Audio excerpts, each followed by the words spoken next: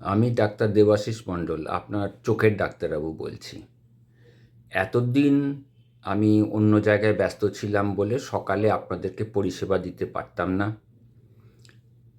আগামী 30শে সেপ্টেম্বর আমার সেই ব্যস্ততা শেষ হবে আশা করছি। ফলে অক্টোবর মাসের থেকে সকালে 10টা থেকে 12টা আমার চেম্বারে আমি বসবো।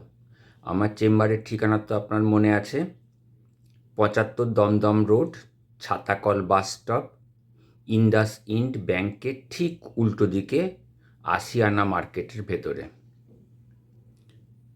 বুকিংয়ের জন্যে ফোন করবেন এই নাম্বারে 8013032253। ধন্যবাদ।